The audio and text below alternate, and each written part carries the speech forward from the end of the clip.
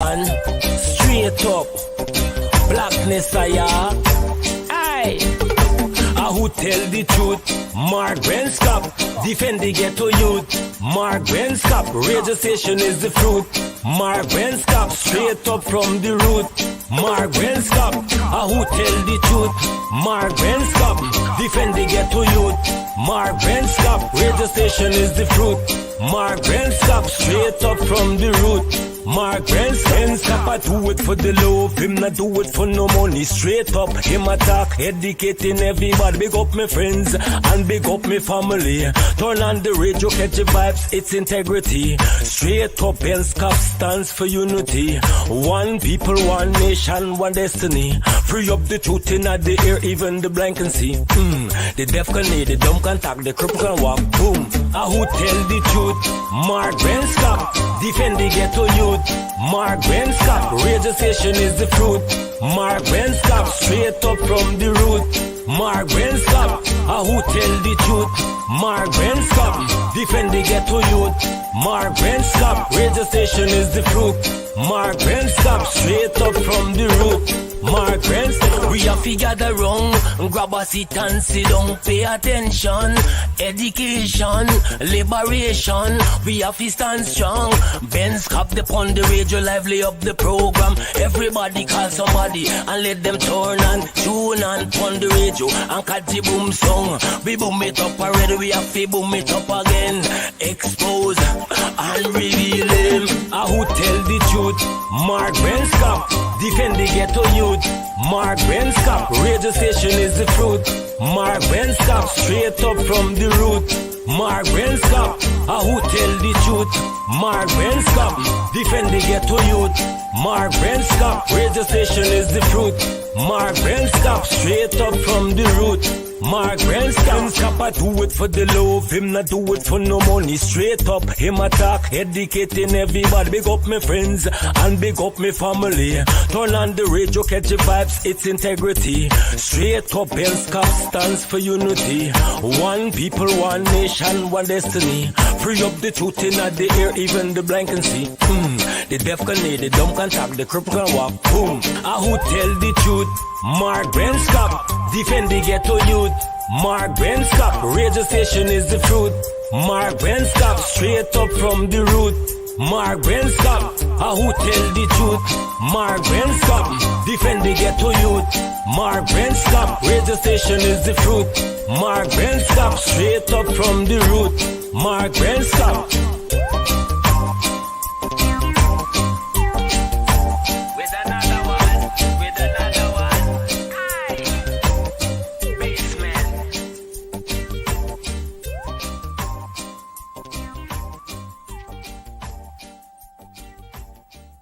Saumya, Akshay, Kartik, Arun, Vivek, Priya, Kirti, Bhavani, Saumya, Akshay, Kartik, Arun, Vivek, Priya, Kirti, Bhavani, Saumya, Akshay, Kartik, Arun, Vivek, Priya, Kirti, Bhavani, Saumya, Akshay, Kartik, Arun, Vivek, Priya. Yes, my name is Jasmine Kaldata, Francis Vietnam, and since 1965 I become a voter, and I always place my ex next to the cop. And what they are doing today, I can't take it. So I have no more vote to give to PPP anymore. I'm not going to vote anymore no more. If they have to lose by one vote, they're losing it by data. I have no. Hello, this is attorney Shellen Washington, owner and founder of the Washington Law Firm, located at 455 Utica Avenue in Brooklyn, New York. We're specialized in medical malpractice, personal injuries, matrimonial law, and landlord and tenant. If you're in need of legal representation, please give us a call today. The number to call is 718-877 3100. Consultation is free at no cost to you. So call us today to see if we can be of any assistance to your legal needs. Again, the phone number to call us is 718-877-3100.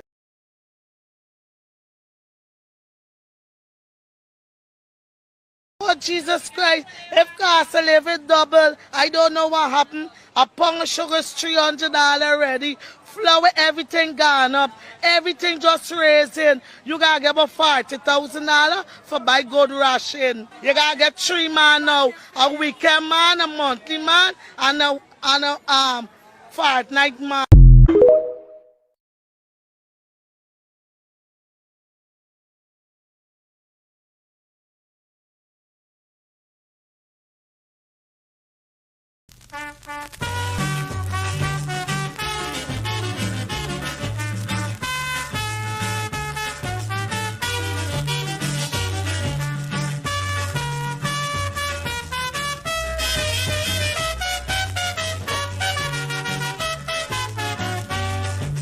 Together, working happily.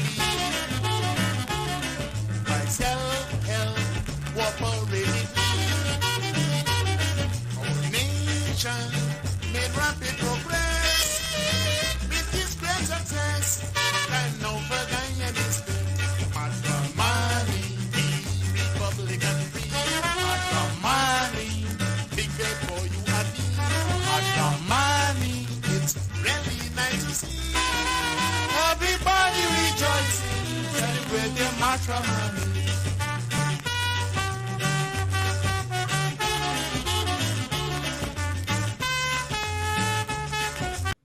Broadcasting from our dear land of Guyana is the Mark Benshop Radio Show. Seeking the truth and demanding the facts. The message is clear. Don't allow yourselves to be marginalized, underestimated, or undervalued. And above all, speak your mind. And now, Mark Benshop. All right, hey, guess what? Good evening and welcome to Straight Up on 107.1 FM. Just spread the word, share the link. You know, we only say it once here as we move on with our program. Our guests this evening would be, they are members of parliament, no strangers. They're no strangers to you guys at all. Kemrat Ramjatan, former Minister of Public Security. They call it Home Affairs Minister. He's with us, leader of the Alliance for Change, AFC, and member of parliament. We also have member of parliament Roysdale Ford with us. He is the Shadow Minister of Legal Affairs, Senior Counsel. They are our guests right here on 107.1 FM. We have a lot of things to talk about. And so as we prepare to invite our guests into the studio, let me just get a few things out of the way while you continue to share the link, guys. And thank you so much for that. But here's what's happening, the teachers' strike. I just love what I'm seeing. And look, guys, this thing is going to get bigger and better. Bigger and better. It's going to blossom into something good, something productive for the entire nation. This has nothing to do with a political strike instigated by any politician, as what the PPPC is attempting to say. This is about bread and butter for the teachers. That is what it's about. It's not about politics. It's not about ethnicity. So don't buy into the propaganda of the PPP. They are losing the battle. They know they have lost the battle thus far. This strike is going to get bigger. It's going to get better. And this is what one teacher is saying there on the left side of the screen. I'm not only a teacher. I'm a parent. I'm a student. We deserve better. The hashtag, we deserve better. Thank you. That is what she's saying. And that, what she's saying is what all the teachers, the parents, and students are saying. The other placard on the right says, democracy is dead. That's a fact. Democracy is dead. But teachers are alive. Let's get right off the bat with our guest, Kemraj Ramjatan, former Minister of National Security, or what they say, Home Affairs Minister. He's also the leader of the AFC. Good night to you, Mr. Ramjatan. How are you, sir? Hi, Mark. Good night. And I'm doing fine, watching developments in and around the political landscape. And we have the teachers' strike as being the most important development there. Let's get right into that. The placards here, both of them, it tells a story, echoing the sentiments of maybe all Guyanese. Democracy is dead, but teachers are alive. I'm not only a teacher, I'm a parent, I'm a student. We deserve better. Your take on this strike, Kemraj? Well, I believe that it is very much legal, legitimate, and is required at this moment. I was listening to Coretta McDonald last night when she indicated all the reasons why this last resort strike was taken by the teachers union. And it indeed is a very compelling, cogent case that she has. For 3 years now, the state, that is the government of Guyana, has not been listening to them and trying to negotiate a separate 5 years agreement.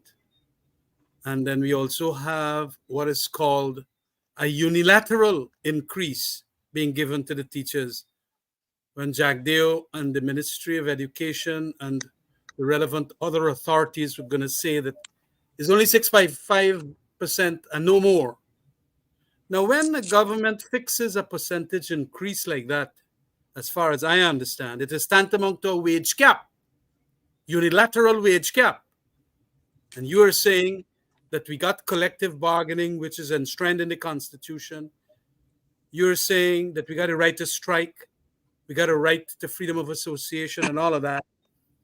This wage cap now places, I believe, an illegitimate and probably an unconstitutional limit on the ability of GTU or any other union for that matter to negotiate higher salaries and wages and remuneration. And so also, apart from the Constitution, as you mentioned last night, they had some agreement that they are going to have 5 years agreements in relation to wage increases and working conditions and all of that. And since 2020, this government does not want to talk at all with the union. The government, of course, is the employer. And the union, of course, is the bargaining unit for teachers. So it is indeed very much a legitimate legal action that the teachers union have taken, and all the teachers.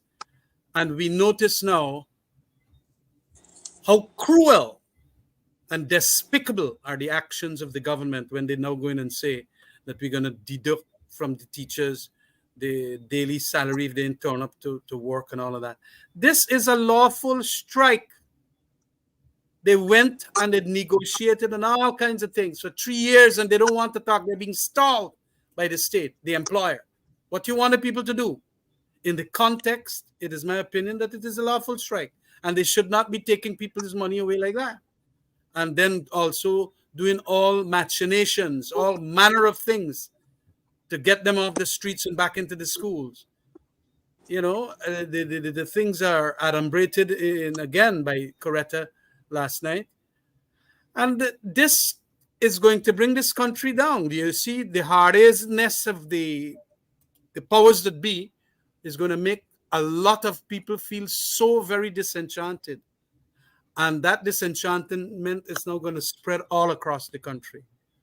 We're stick a pin on that. We don't deserve wage caps at this time at all. Spread across the country, indeed. And we heard the president of the Guyana Teachers Union. He has also been very vocal. He's been talking to his members, and he's been reminding them that the broken promises and the fact that the PPP regime has refused to meet with them since 2020. And as you've said, Mr. Ramjatan, what you want the teachers them to do? It's about bread and butter. They deserve the respect. Let's welcome Senior Counsel and Shadow Minister of Legal Affairs, Roysdale Ford. Good night, Mr. Ford. How are you, sir? Hi, good night, Roysdale. Hi, good night, Mark. Good night, Camraj. Good night to the audience, Mark. Yes, sir. Good to have you on. Let's get straight to business. The teachers are saying, look, they deserve better, that democracy is dead, but teachers are alive. The teachers, if you look what they have been doing out in Region 10, Region 2, Region 6, Region 5, Region 2, all across the country. What is your take when you see the numbers of teachers out there fighting for bread and butter and standing up against the intimidation by the PPP regime? Mr. Ford? Mark, I believe that what is happening here is a genuine expression of the economic plight of the teachers in the country. And I'm very pleased to see that happening across the length and breadth of the country. Despite the government's arguments and content and their positions, really and truly, that what is happening here is that this is a limited strike. The strike is not a success. The reports that we would be receiving across the length and breadth of the country really indicate that this strike is really a success. The teachers have come out, and I believe they've come out legitimately to address a serious matter, which is the condition of their salaries and their wages and the conditions of their employment. I believe that when we look to see what would have happened from 2020 to now, I must agree with Kemraj.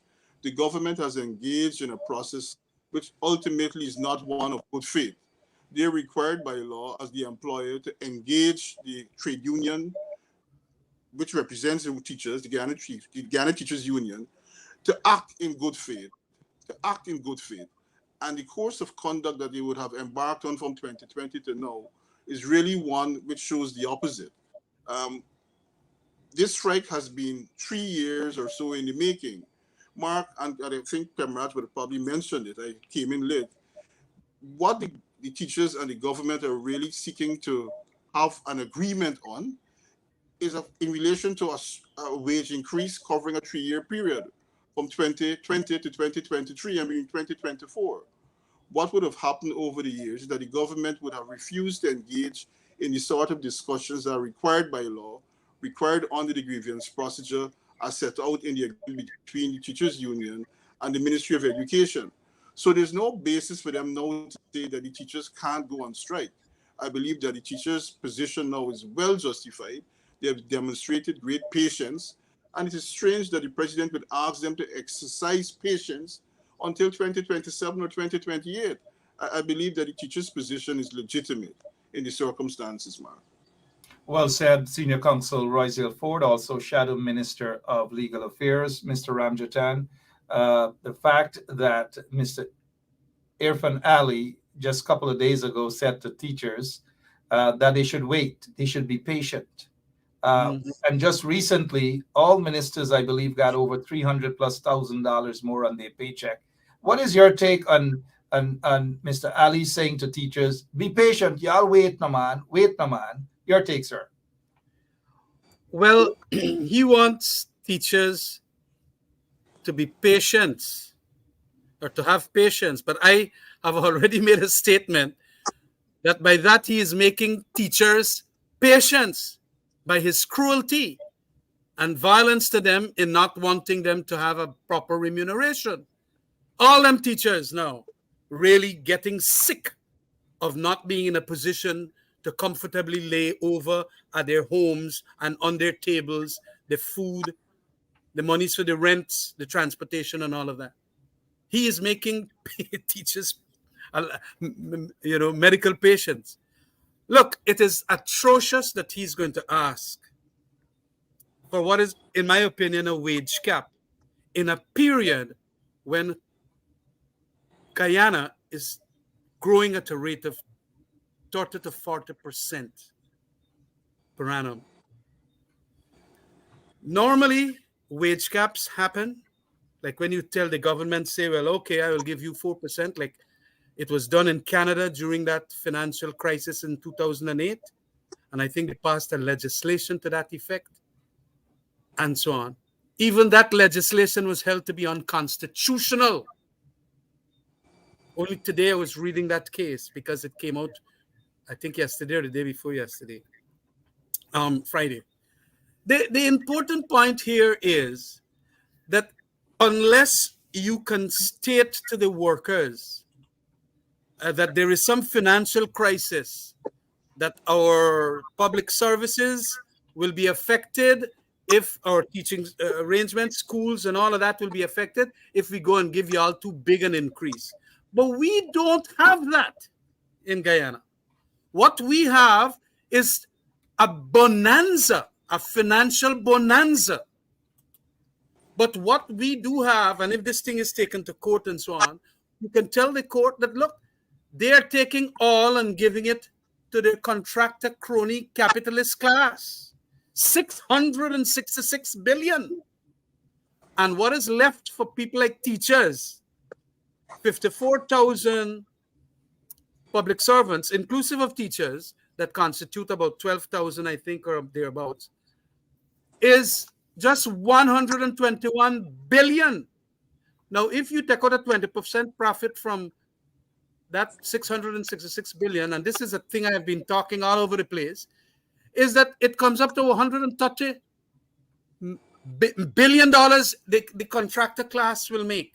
The contractor class, as I know, and I think I have good reliable information, is about 1,000 of them big buys who does get all them billions.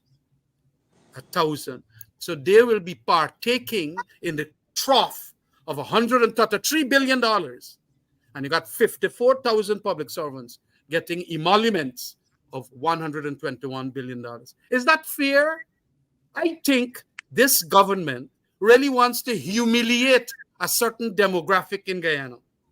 They want to humiliate APNU supporters. They want to humiliate coalition supporters. They want to literally feel the arrogance that they have now, that they could take away the collective bargaining. They could take away the right to strike and then make de minimis by their propaganda that teachers in turning up to fool their support base. But I think their arrogance catching up with them now. Because as you have stated so many times for the last 6 days, is all over the country get vexed with them. And I understand even parents and students too are understanding that their teachers, who is like a pillar of the society, requires more. And we are in a position to give them. But the government seems to have its priority in a wrong place. Contractor friends. Absolutely. Well said. Good evening to those who are now joining us. Mr. Ramjatan, former Minister of Home Affairs, as they say, Public Security. He's also leader of the AFC and a member of Parliament. Senior Counsel Royce Hill Ford also with us. He's the Shadow Minister of Legal Affairs. Mr. Ford, take over. You heard what Mr. Ramjatan just said there. Lots of people throughout the country believe that democracy is being the principles of democracy is being shattered under the PPP regime. People don't have rights. Their rights are being taken away from them.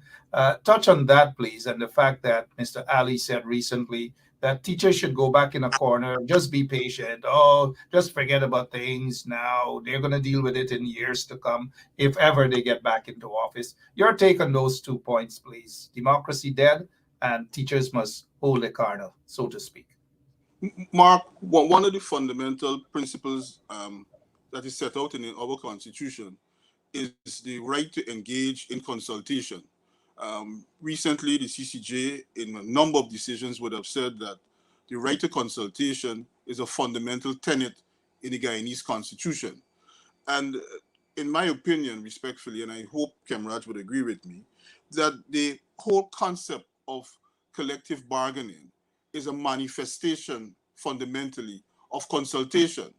And I believe that the government's refusal to engage in collective bargaining is a rejection of the fundamental premise, one of the fundamental premises on which the Constitution rests, which is the right to be engaged in decisions affecting you. Now, we have engaged in a number of constitutional reform processes, and we are about to engage in another constitutional reform process.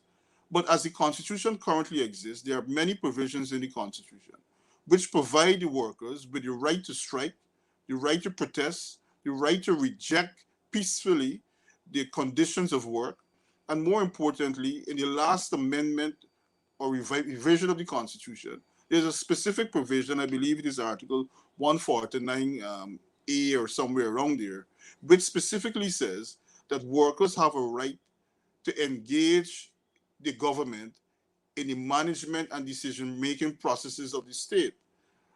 And this is a fundamental issue here. Yeah. And what we would have seen happening, Mark, what we would have seen happening over the course of the 3 years, and I hope the teachers understand this and the citizenry understand this, is a complete rejection, not only of the teachers and that process to engage in consultation, but a whole rejection of the process of consultation as set out in the Constitution. We've seen it in relation to the appointment of the judges, the refusal to commence such a process. You would have seen the high-handed conduct of Mr. Ali in relation to the Police Service Commission and the appointment of a commissioner. So these things are not watertight compartments. What we're seeing, Mark, is a continuous manifestation of the government's proclivity and tendency to reject the Constitution and the fundamental framework for governance. Now, Mark, once we put it in that way, in that context, we understand very simply, the man on the street, in the back of the villages, understand very simply what is happening. And what would have happened from 2020 to now, Mark? Now we have focused directly on the teachers. You would have seen that it's a continuous decision by the government to reject the whole process of consultation, the whole process of collective bargaining, which is a fundamental right. And I must agree with Kemraj that what we end up having here is an imposition of a wage. It's an imposition of a wage by trick, by fraud,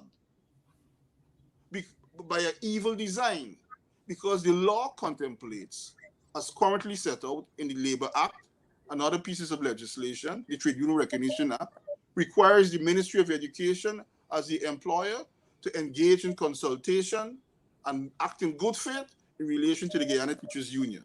That is the law.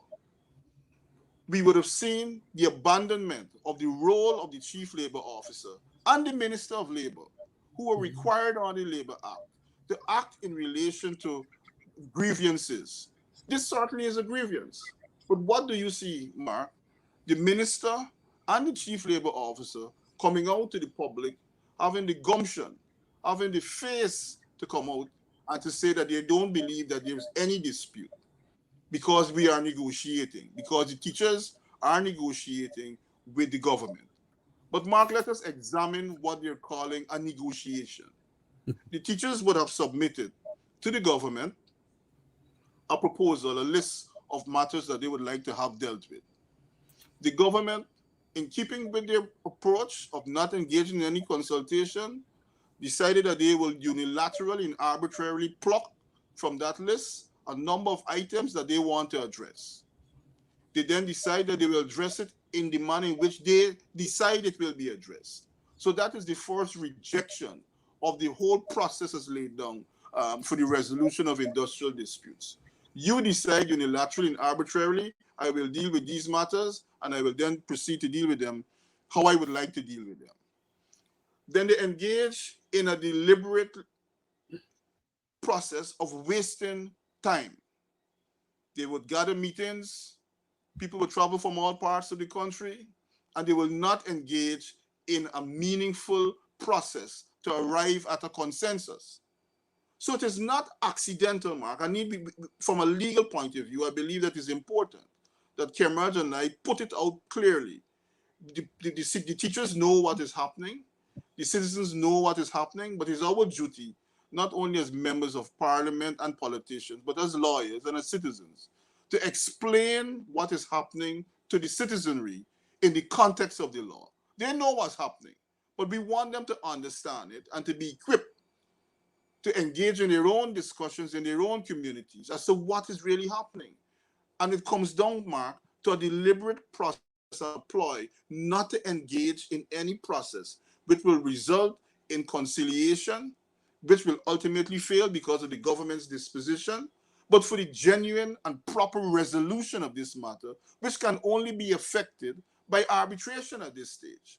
But the government has decided that they will snag the teachers' union and the teachers and the 12,000 hardworking teachers into a process that is never ending and incapable of resolution. So after 3 years, you're trying to negotiate a 3-year agreement, Mark, and the 3 year expire. The 3 years expire, and you have not even gotten off the mark. That is what this is about. It is about disrespect, it is about disregard, and the complete contempt of the government for not only for the Constitution, but for the teachers. Absolutely. If you're now joining us, Royce Ford, Senior Counsel, is with us this evening. Lots of experience with regards to dealing with these legal matters. Just won a big case there on behalf of the Guyana Public Service Credit Union.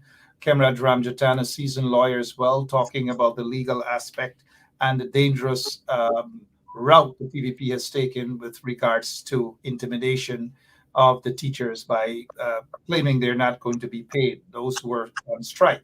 We'll get to that shortly. I want our listeners to take a listen to what this businessman has to say and how this strike is really catching on and everyone is affected. Listen to this passionate plea by this businessman. They're not appreciated as much as they're supposed to. This video is for teachers, and I think teachers are not appreciated as much as they're supposed to. Now, this is in the store here, right? This happened this morning. I have a teacher here. She came in and she bought, well, this is not her set, but I'm showing you what she did. She came in here with a friend, and these were all the charts. It was like, I don't know, maybe about 21 charts they bought amongst the two of them for the students of their classes. And I saw them buying all these charts, and I asked them, I said, man, you are buying a lot of charts? And they say, yes. So I asked them, I said, man, the government give you money? And the teacher turned and said, no, this is their own pocket money that they're using to buy these charts for the children. And they call it their children. And it made me realize something, everybody get a raise in this country. They spend it on themselves, they spend it on their family, they spend it at the club, they spend it at the bar, wherever. But these are teachers, and when they get extra money, they spend it on our children. They don't spend it nowhere. They spend it on your child. They spend it on my child. They see the classrooms are filled with stuff to educate our children. And there's nothing more important that I can see than looking after the teachers first, because they, again, give priority to our children, who is the future for the country. Mr. Ramjatan, we can't go ahead, Royce Steele, but we can't disagree with what this businessman has just said. We got to embrace and support him 100% with what he just said. Go ahead, Mr. Ford. You were saying something? Yes, Mark. I was going to say two things. First, I'm very moved by what the gentleman said there, the businessman said. And secondly, I believe it points out clearly, and it clearly debunks the fable that is being articulated by the government, that this is some sort of a racist strike by only one section of the population. The last time I checked, Mark, teachers teach multiracial classes. There's no discrimination, as far as I recall, in the school sector where you must find this teacher to teach these children. And therefore, he brings home in a very clear sort of way what is happening in the country, and it is affecting people beyond traditional party lines, but is showing a social consciousness as to what is happening and evolving in the society. But what is very important, Mark, and we would remember all that he said before, but I would like to remember the last closing words of what the gentleman said. He said the children are the future of the country. And Mark, this is a fundamental difference that is manifesting itself in recent years more and more between the opposition, UPNU AFC coalition, and the government. A fundamental difference in terms of where we go as a country, in terms of the allocation of resources and the prioritization of the allocation of resources. Mark, I hope we have a situation where they say now we're one of the fastest growing countries in the world, one of the fastest GDP growing GDP ratio in the world. But when you check to see the emphasis that the government is paying on the people, improving their quality of life, improving the children's quality of life, the teachers, the nurses, the retired persons, and the citizens as a whole, you will come to the conclusion, Mark, that a very insignificant amount of money, attention, and focus is being placed on those areas. When you look to see the distribution of what is being spent of the budget on roads, on bridges, you would see that is a significant proportion. And therefore, we're not spending the sort of money that would provide the basis for a growing economy and a stable society. I agree totally, Mark, with Roysdale. And that question should be asked of the president in rebuttal to what he has said, that there must be incremental increases for teachers and please be patient. Why not incremental increases for infrastructure and the construction sector? Why not? 121 versus 666 billion. And that is where this problem is. We have oil now, $2 billion every year at a minimum. And in 2018, just to prove the hypocrisy of Irfan Ali and Jagdeo and Ashni Singh and all of them, they were saying, I think it was Irfan and Jagdeo, Ashni had gone somewhere else, in Parliament, when we did not have oil, we did not have $2 billion US bonanza. No. They started saying that you got to take it out from fuel and lubricants and dietary and all kind of nonsense. When the teachers had started negotiations with the Granger administration. And so, not having that bonanza, now having it, and you coming back with 6.5%, that is what the hypocrisy and this whole thing about not having, they get too arrogant now, Mark, and they're not listening to the ground. That is why probably they didn't expect, like that gentleman you just brought out there, who would have that kind of sentiment. They were never on the ground since this 2020 period. They're all over the place, going to Dubai and going to all the fancy countries and traveling like they're heading good with big barriat. That is what they're doing because they got the money. And they have literally increased their salaries by the various percentages each year that now brings their salaries increase only to almost $248,000 per month, more than they had when they went in 2020. You understand me? So teachers don't earn what their increases have gone up to. It's a shame.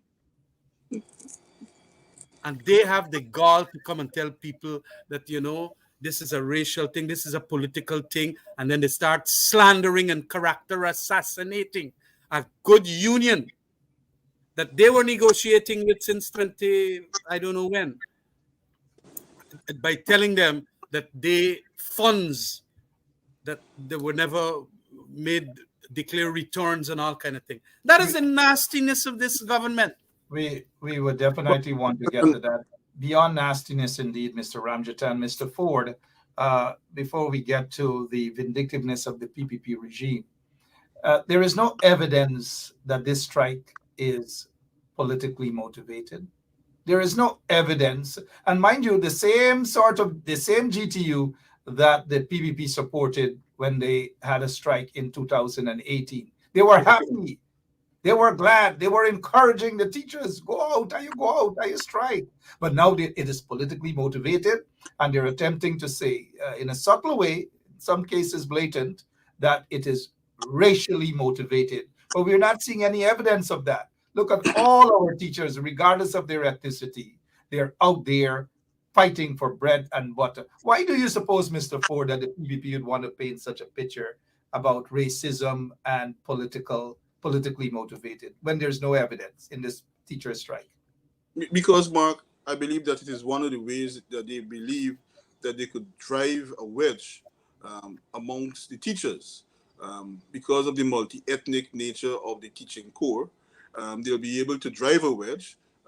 We see what the pictures show clearly, Mark. We see the unity and the solidarity amongst the teachers, irrespective of race, in relation to this issue. They want to say that this is a strike driven by politicians. But they don't complain, apart from the fact that this is not true. You don't hear them complaining when Gawu, who has a member in parliament sitting on the government benches, lead strikes against his government, or even when they were in opposition. But Mark, there's a more fundamental issue that I want to address tonight, and I want to remind the population of it.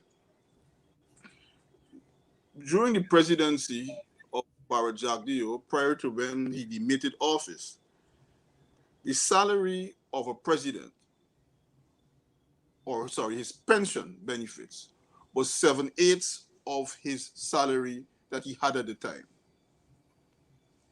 And it was changed under his presidency to benefit himself. It was changed from 7/8 of the salary that existed then, of the salary of the sitting president, to 7/8 of the salary of any subsequent president. Yeah. So, Mark, whilst this man is on the screen here, would have been benefiting all through the years by way of his pension benefits, all through the years, because they keep increasing it, and every time they increase it, he benefits. Every time it increases, he benefits. What sort of scampishness that must be?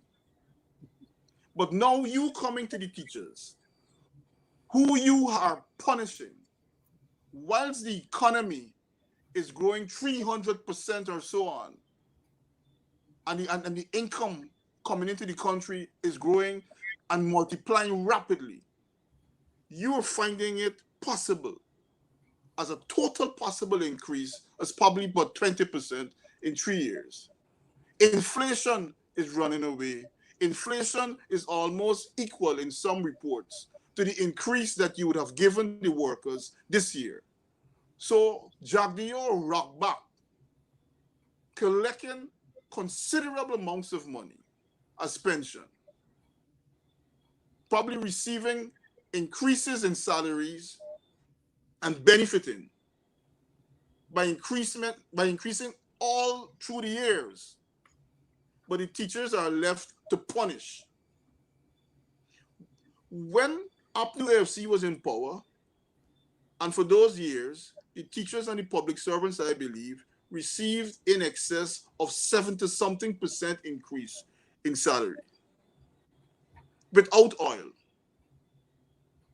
So, Mark, the reason why I feel that I had to mention that is for the population to remember it, because I believe they forget.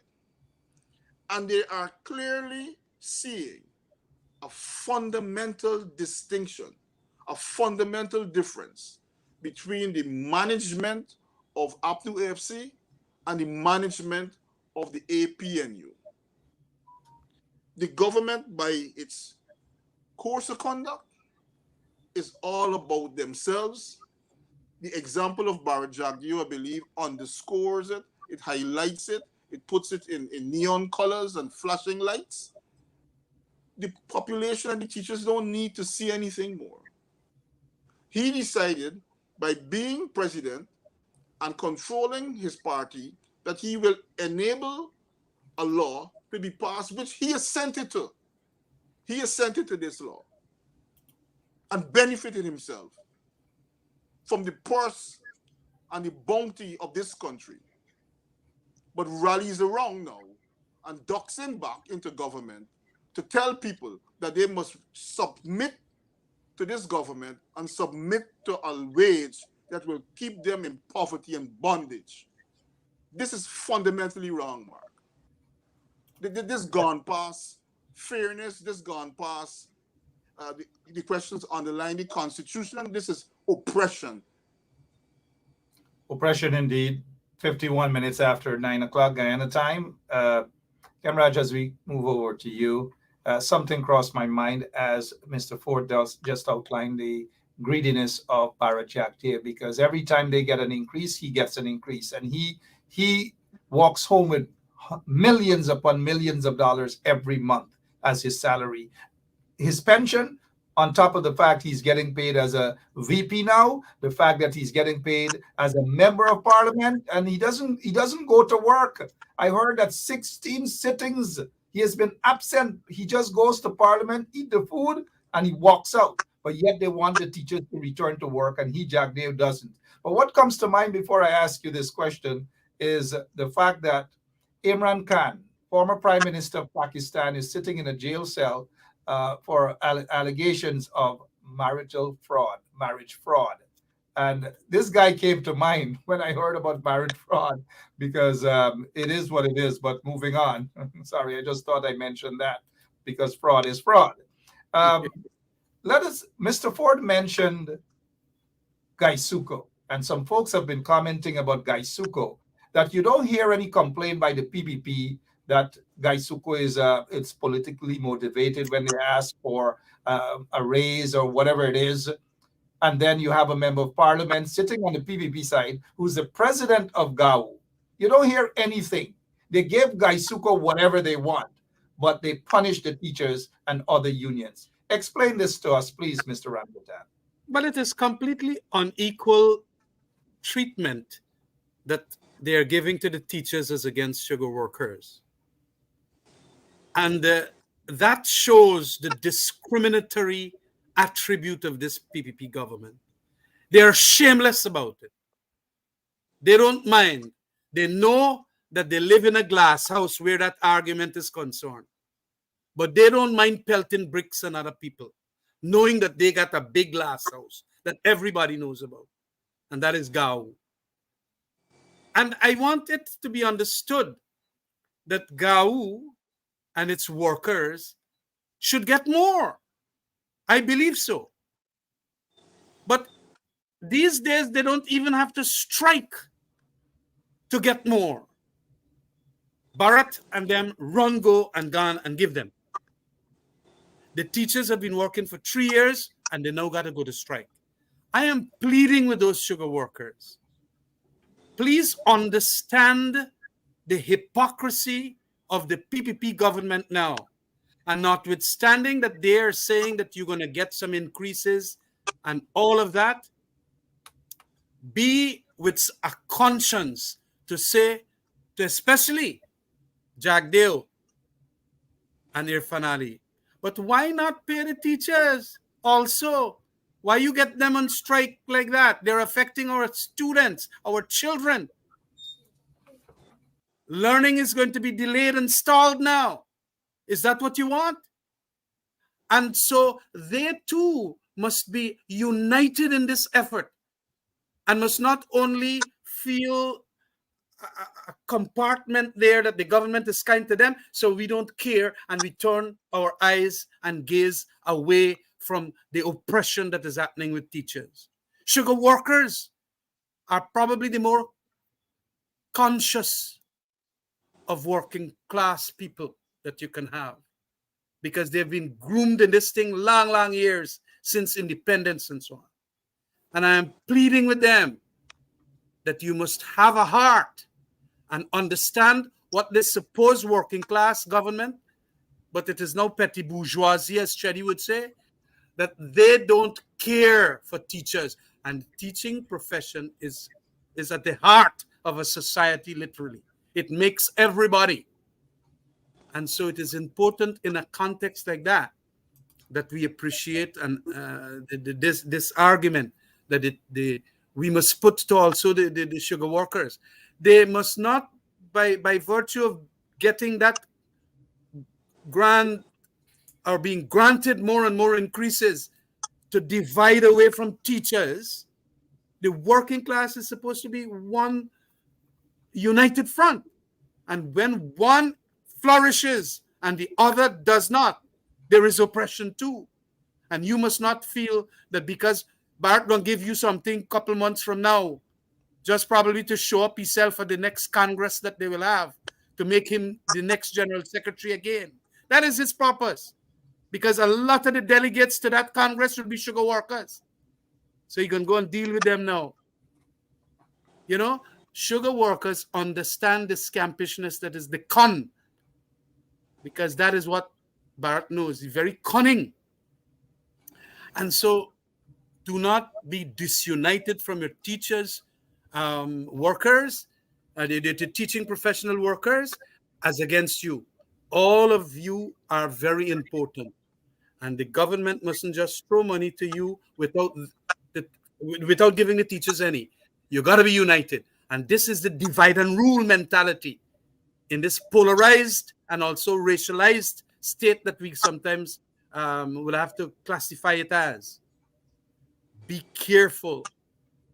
Teachers, whether black, brown, yellow, whatever, are important, just like sugar workers are important. And I'm absolutely certain that all those teachers, when you were striking for more, you got the support. You must now share back that support to the teachers. Well said, Kamraj. Coming from a teaching family yourself, we all have teachers in the family. We have friends. And even back in my days under quarantine, our sugar workers, we call them cane cutters back then, they depended on the teachers because they said some of my friends and some relatives of mine were cane cutters as well. Some friends of mine, their parents. And the sugar workers, cane cutters, used to look up and respect teachers because they used to say, I want my daughter or my son grow up to be doctor or lawyers or whatever. They don't want the kids cut cane, and so they depended on the teachers. Back then, they had a tremendous amount of respect for teachers. That should hold the same for today, 2024. Well said, Kamraj.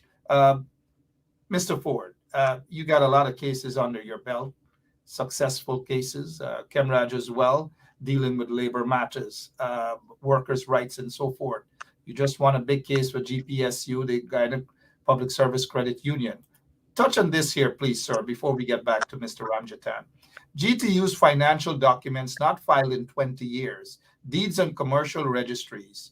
The PPP obviously is using the state agencies to go after unions now. They have been very quiet with regards to the books of GAU, but I just need to mention that they have been quiet as it pertains to the books of GAU, but they want to reveal this here. How dangerous is this, Mr. Ford? Mark, apart from the fact that it is not really, in my opinion, relevant to the teachers' condition and the need for them to strike, I believe that this is largely a red herring that the government has put out. But underlying it again, Mark, shows how far the government is prepared to go and extract the records, assuming that this is correct, to extract records to discredit the teachers' union. And I believe that that is what this is fundamentally is about, Mark. Seeking to discredit the union, discredit its leadership, to create the impression that this money is somehow not accounted for, that the Jews are not accounted for, that somebody ran away with the funds. Mark, this is one of the old tricks of Barajagio. I believe the population has become well aware of it. He would have done something similar to Ipadaji, create this sort of smoke screen. Here or there, the money is missing, the money vanish, and then seek to legitimize the institution or the organization. Yep. Kamraj, you want to take a bite of that in terms of... Yeah, well, look, I have made a statement out in the press that the filing of returns has gone into disuse by all unions. A number of them, I understand, since especially that 1997 Recognition of Trade Union Act was passed, a Trade Union Recognition Act, whereby you recognize unions now by virtue of the board of recognition, or the recognition board that was created under that act, certifying that you're a trade union. So you don't have to file returns necessarily, and it has gone into disuse, and that does not delegitimize a union. What legitimizes a union is its certification, which the GTU has. Of course, it is always good to have your returns exposed and given to the membership. And I understand the GTU has been doing that. The filing at the registry, although a statutory requirement, like so many other statutory requirements, like the PPP, they are supposed to file returns as to how much money they spend after every elections in a campaign. You think, Jack, they ever send that to the file that return? It is some section, something of the Representation of the People Act. I think they never did it. I don't think the PNC ever did it. AFC never filed anything like that, because the word is desuetude. It has gotten into disuse because nobody does it. And laws have been held void as a result. You don't use it. Nobody uses it. Because, and especially for trade unions now, it is a certification that you get from the board that was created under that statute, Trade Union Recognition Board it's called. And once they said GTU is a recognized union, then as a bargaining unit, the government got to deal with them. Jagde was only doing this thing to character assassinate all the people. I mean, we have certain things too, like in the political parties, that you got to ensure that you tell your membership how you're spending the monies.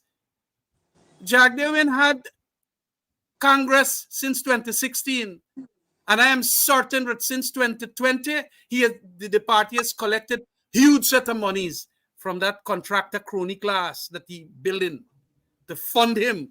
That's like how Moscow used to fund them. You understand me? And now they got hundreds of millions of dollars as a result of, what they might have done with the contractor class, asking them for donations and so on. He ever tell you people since 2016 how the monies have been spent? 2019, every 3 years they're supposed to hold Congress. They used to have it every 2 years. Every 3 years they're now having Congress. So 2019, 2022 come and gone. We don't know what Bharat and them done with the money. And we're not going to say if they're thief in it or anything. But they have denied their membership accountability by not having Congress. You understand? But I understand from GTU and Coretta that every time they have a Congress of their trade union, there is a financial statement that is given to the membership at that union Congress. 7 years now, we ain't got none from the PPP. And this is the hypocrisy. This is the despicable, hypocrisy that we have from especially the PPP leaders.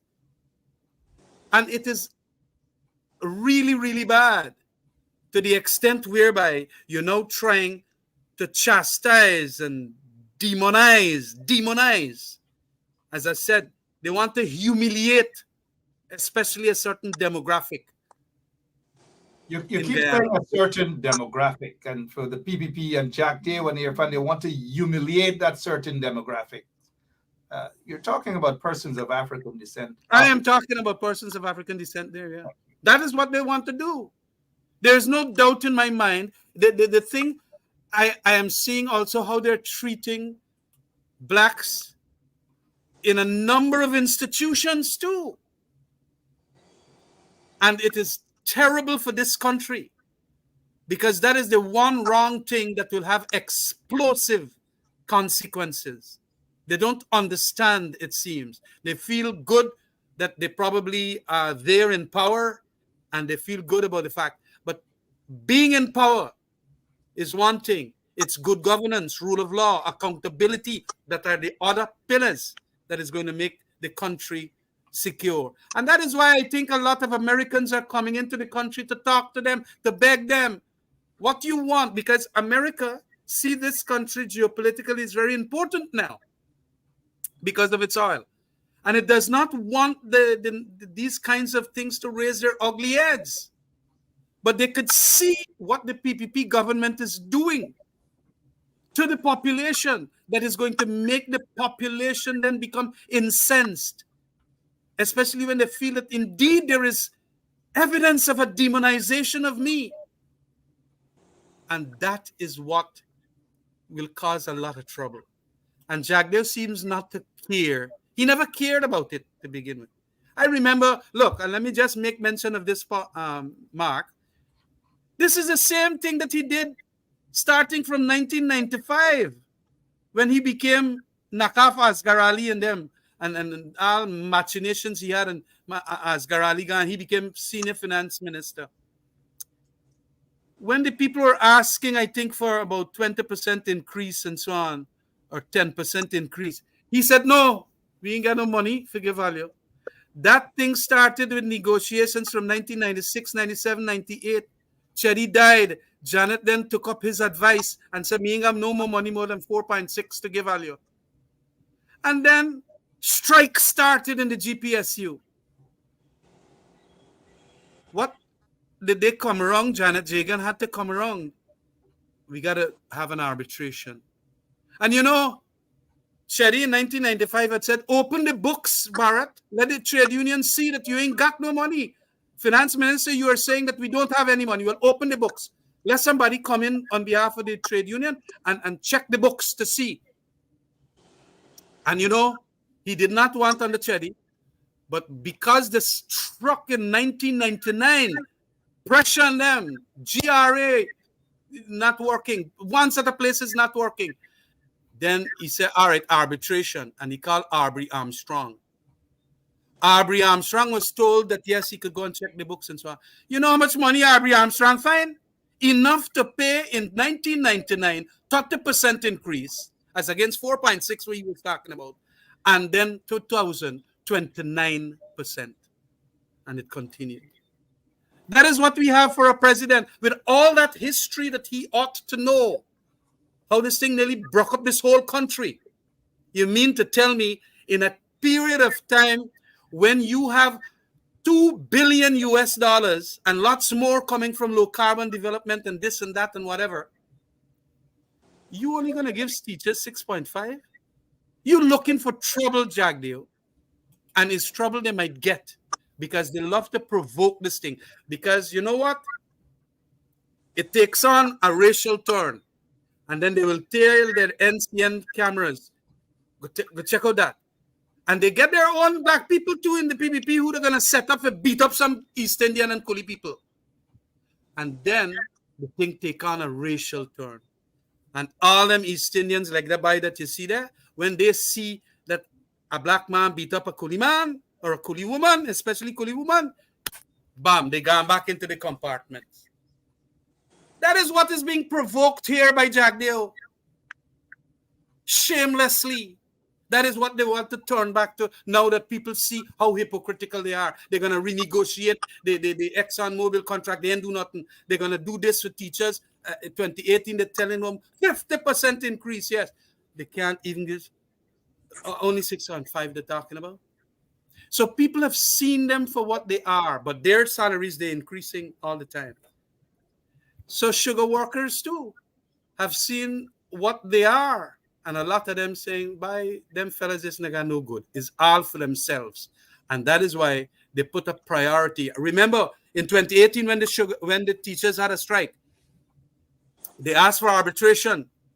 And I think a fellow named Lawrence Lucas or somebody, Granger had named to go and deal with this matter. Of course, we had a whole set of problems in 2019 with no confidence motion. The whole thing kind of collapsed. So in 2020, it started back again. But this is what is the distinctively better governance under a David Granger coalition arrangement as against this, what you have, despicable arrangement that you have now in the PPP government. So I wanted to make those points. And I'm glad that you've made those points 10 minutes after 10 o'clock, Roysdale Ford. You wish to, because I had I had a follow-up question for Mr. Ramjatan, but I'll wait.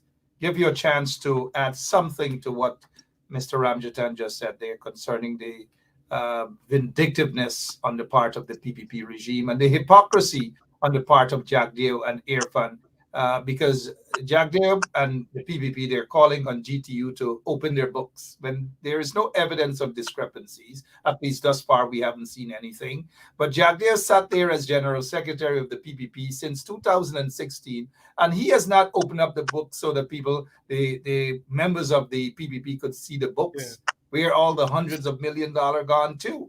Neither have we been able to get a glimpse.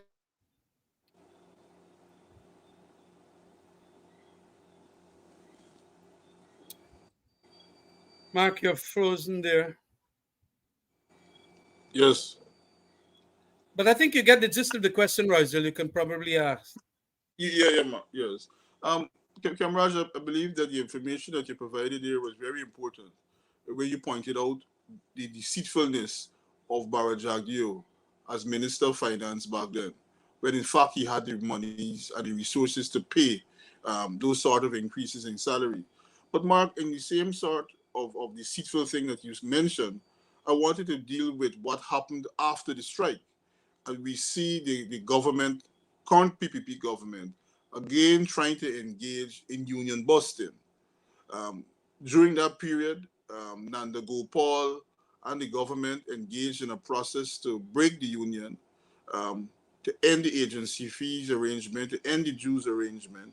And we see that same policy being implemented again by the government by seeking now to deny them dues and the collecting of dues, which is the lifeblood of any trade union movement. Yes, I remember that. I'm aware of it because I remember Nanda Gopal was sued by GPSU, and we had to go to court. And Yes. indeed, a number of things happened there. Mr. Ian Chang, I think, the case had started before Carl Singh, Justice P. Carl Singh, who had come down. I can't really recall, but it was a big case. Yes, it was. And right, yeah. And but the the whole point of it is that they also realize all that transpired there as a precedent and not do these things. You're creating a lot of disharmony between. You want this division and disharmony between unions and members. You want disharmony between unions and the government. Why? Is that how you're going to create this Guyana, United Guyana? And there's another disharmony. They want disharmony amongst unions. That's right. You know, Mark, we don't pay attention in many instances to what is really happening in the labor movement. And I've had the fortune or the misfortune to represent a number of unions. And I'm currently in court in a matter, Kemraj, in which the Trade Union Recognition Board has decided that it will openly, in my opinion, favor GAWU to oust an existing union, that is the recognized union. Now, we've been locked in court, Mark and Kemraj, on this issue, where there's a deliberate policy by the Trade Union Recognition Board to favor GAWU. So they're now trying to support GAWU in its expansion as a state-sponsored union. It could be nothing more than that. It could be nothing more than that. You know, I have a question going back to Mr. Ramjatan. Recently in the Village Voice newspaper, it says here, and just for the benefit of our listeners, Kamraj Ramjatan confronts Bharat Jagdeo's attack on teachers' union, calls on government to explain why it has never withheld collection of agency fees towards GAWU. Why, again, Mr. Ramjatan? Well, because GAWU is their favorite union. I mean, the state-sponsored union.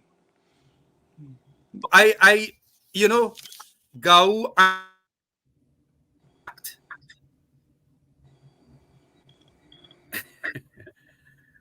But GAU is favored by the PPP, and as I confronted, why is it they never withheld collection of that agency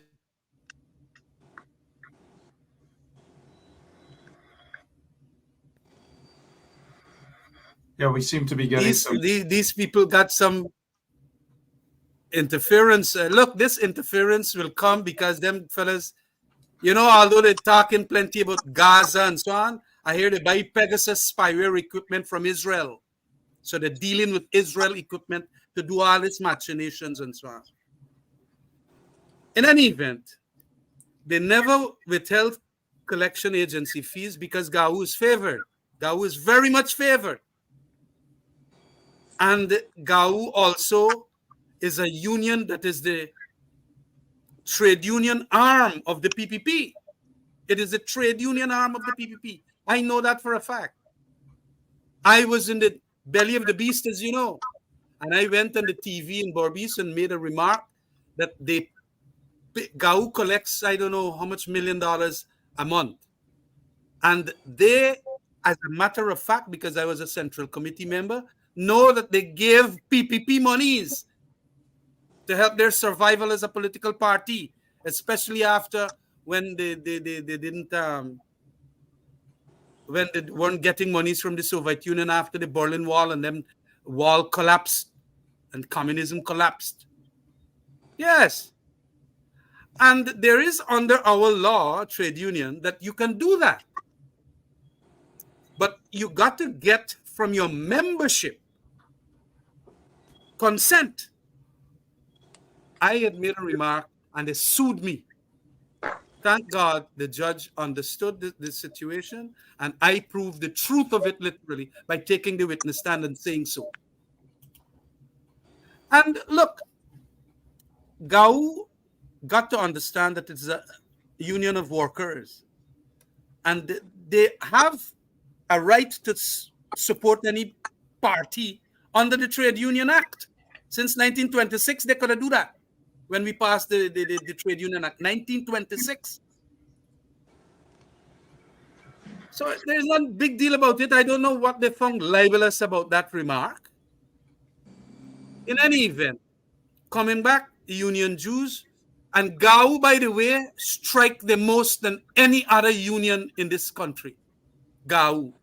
And that once, even under 1 second, Kamraj, as you have been there and you represented GAU, Komal Chan, yes, Gopal, Nandago, everybody. Let me ask you this here now. Under the PNC regime or even under the coalition, did those governments, PNC or coalition, ever once attack GAU the way the PPP, Jack Deo and Irfan are attacking the GTU right now? Attacking GAU by saying to withdraw their dues, never, to threaten workers that they're not going to be paid anytime at all? Never. And that also never happened under the APNU coalition government. It could not have happened because we recognize collective bargaining. We recognize collective bargaining under this constitution. This constitution states it in a different formulation. Neither an employer nor a trade union shall be deprived of the right to enter into collective agreements. And then in one section it says, they must not be hindered in their freedom to strike. We got all of this in our constitution, man. It's there. I think even Roysdale made a statement of it the other day. Yeah. But look what they're doing to it. They are making these constitutional provisions not even worth the paper that they are written on. That is what they're doing. Certainly exposing the hypocrisy of Jack Deo, Irfan Ali. So Irfan could mount up himself, but he got 30 members of his family members who are teachers. I want him to show us who those 30 members are. Nevertheless, Mr. Ford, I want to ask you this question. Who remember this? If you didn't, please read. The big headline: Stop being a ceremonial president. Solve teachers' problems. Jack Gale said that to David Granger. Hypocrisy again, Mr. Ford? Definitely, Mark. Definitely. And on top of that, Kemraj, 2020 general elections, regional and general elections campaign, it was the PVP, Jack Gale and Irfan, they promised the teachers 50%, public servants, including teachers, of course, 50% increase. Hey Yes, guys, that is what's what. happening here now? No, well, that is why they are deceitful. They're very irresponsible. And they don't care one damn thing. But let me tell you something. They are not what you call good students of history. They don't understand when you are so arrogant and dictatorial, when you are so unconstitutional in your conduct and hypocritical in your conduct, that these things are what create rebellions and revolutions.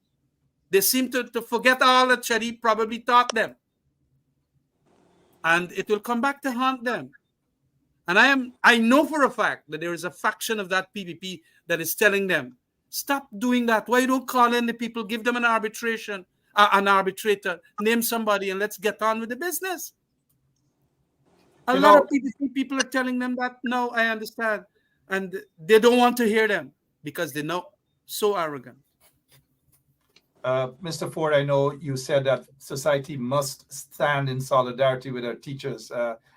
We are wrapping up now. I just have maybe one other question before closing remark for both of you. Let's remind our teachers about what this businessman is saying. This video is for teachers, and I think teachers are not appreciated as much as they're supposed to. Now, this is in the store here, right? This happened this morning. I have a teacher here. She came in and she bought, well, this is not her set, but I'm showing you what she did. She came in here with a friend, and these were all the charts. It was like, I don't know, maybe about 21 charts they bought amongst the two of them for the students of their classes. And I saw them buying all these charts, and I asked them, I said, man, you're buying a lot of charts? And they say, yes. So I asked them, I said, man, the government give you money? And the teacher turned and said, no, this is their own pocket money that they're using to buy these charts for the children. And they call it their children. And it made me realize something, everybody get a raise in this country. They spend it on themselves, they spend it on their family, they spend it at the club, they spend it at the bar, wherever. But these are teachers, and when they get extra money, they spend it on our children. They don't spend it nowhere. They spend it for your child. They spend it for my child. They see the classrooms are filled with stuff to educate our children.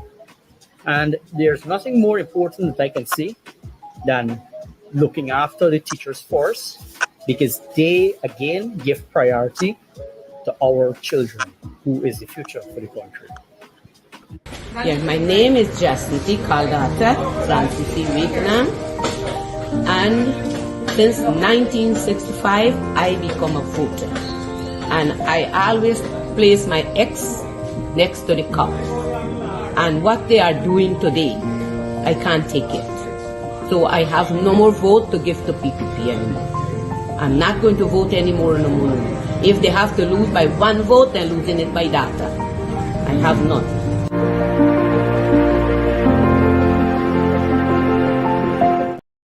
Auntie Data says she has none. That businessman is on target. Lots and lots of people are supporting this teacher strike.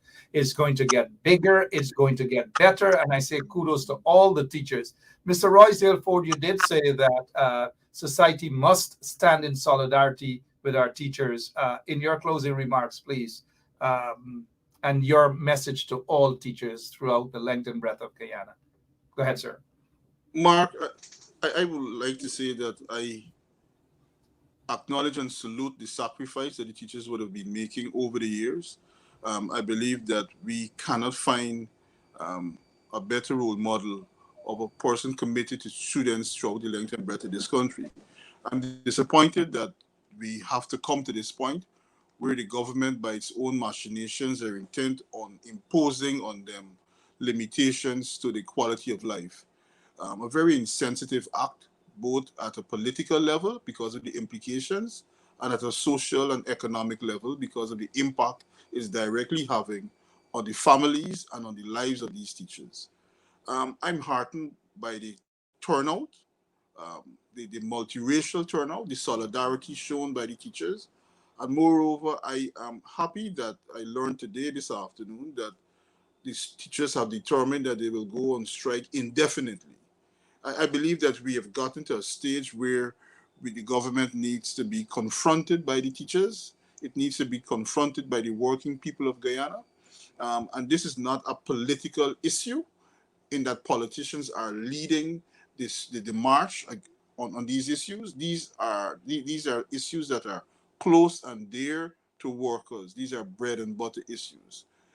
There's no way that you could get an increased quality of life, increased payment, which will ultimately impact your pension upon retirement, than by standing up for yourself.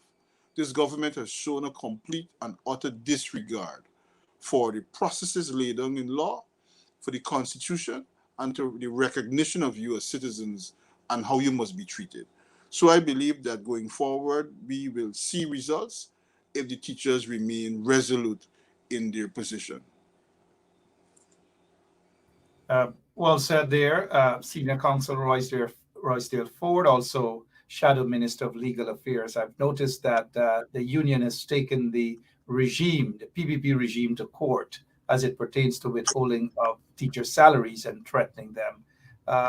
Mr. Ramjatan, I know both you and Mr. Ford, y'all have had lots and lots of successes as it pertains to winning these cases, industrial actions, and so forth and so on. In your closing remarks, what is your take on that legal action brought by the Guyana Teachers Union? Well, I'm very happy that they have used the court as an access to justice, and I am positive that the court is going to make a ruling in favor of the union, because obviously the government's action in denying the union dues is but filled with bad conduct and is a denial, they being the employer in this context, of collective bargaining unit, collective bargaining. It is also an obligation that the members of the unions have with the government. This ain't got nothing to do. And they have asked the government to deduct from them and pass on to the union on their behalf. And they were doing that all the time. Why now? The government will have to come with a very good explanation as to why they do not want to do that when they're doing that for every other person, GAU and every other union and all that. So it is a good piece of jurisprudence that we will see coming out of there. And the unfairness and the union busting tactic will be all under review by virtue of that litigation. I want to also end on this note and plead with the government, especially with Fanali, because I find Bharat Jagdev hopeless. Don't bother with him. He ain't care nothing. But there might be a little modicum of decency with Irfan Ali. Try to resolve this thing, Mr. President. This country could be blown up and it could lead to disastrous dimensions if we allow it to fester. Resolve this thing by engaging the union and having an arbitrator appointed that is for both sides. Because just like the GPSU strike that ended up so badly and so on, and still you had to go to arbitration, and then you ended up with paying 30 and then 29 and all that. And the other point I wish to make on behalf of the union is you have massive support out there. Teachers, you have massive support. And I'll be asking the union to make public a bank account into which businessmen can put some monies to support the union. GAU used to do it when I know that they had strikes, and a lot of people came to their support. They don't want to do it with the names, but they do it anonymously, and they send in monies and so on. That is important. I don't see it yet done, but I think it should be done as early as possible. A bank account that is made public for supporting the union. You're going to get quite a number of people who would want to support you, but they want to be nameless behind because of the nasty attitude, the victimization of the Jagdeus, and so on. That's where I would like to leave it. A message to the president and a message to the union. Thank you so much. Thank you so much. And legitimate businesses, legitimate, not those who are wanted by U.S. law enforcement. But go ahead, Mr. Ford. Mark, I just want to add to what Kemrat is saying there. I believe that is a very good approach. And in this country, the teachers have so much support. I believe that every single family could make a contribution. If it's $500, if it is $1,000, it will go a long way towards ultimately ensuring that the teachers receive a proper salary and that your children are in a position to receive a sound and proper education. Well said, Mr. Ford. Well said, Mr. Ramjatan. Great job tonight. Good hearing from you guys. I know that the GTU, we lost Mr. Ramjatan there. The GTU, they have taken the corrupt PPP regime to court. Are you on that case? Because you are the shadow minister for the opposition. I am involved, Mark, and there will be involved. Good to know that. Much more litigation coming the government's way. Absolutely, because you've been winning a lot of these cases. Good to know that you're involved. But thank you so much for your time, Mr. Roysdale Ford, Senior Counsel, and also Shadow Minister of Legal Affairs. I've had some other questions for you, but we will shut it down here for now as it pertains to the teachers' strike. Thank you so much, sir. Good to see you. Thank you, Mark. Thank you to your audience. Good night. Thank you. Yeah. And thanks also to Kemrat Ramjatan. Let's go to Berbice. We're not done yet. Let's go to Berbice. Let's go to Berbice.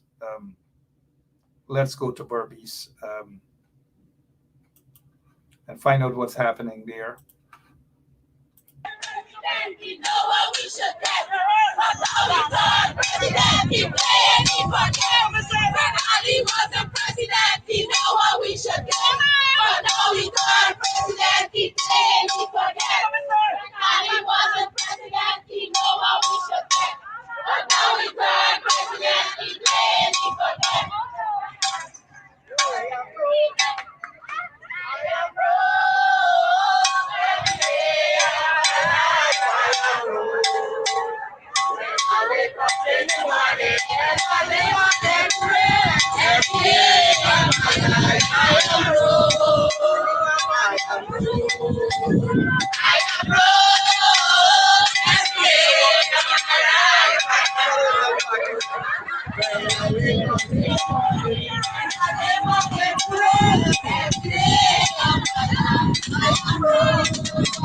Teachers across Region 6. Every day of the teachers are saying it. Every day of their life, they wake up and guess what? And they're broke. Every day, the teachers are complaining. It's about bread and butter. It's not about racism. We see right across the country what's happening. And we say kudos to the folks out in Region 2, Region 10, Region 4, Region 5, Region 6, all across the country. Region 3. It's going to get bigger. It's going to get better. To all of the teachers, do not be intimidated by the corrupt PPP regime. They do not be intimidated when they say that they're going to withhold your salaries. It is illegal. They cannot do that. They know it is illegal, and no sensible court could ever rule in the favor of this corrupt regime. Do not be intimidated, guys. We'll be back right here on 107.1 FM tomorrow.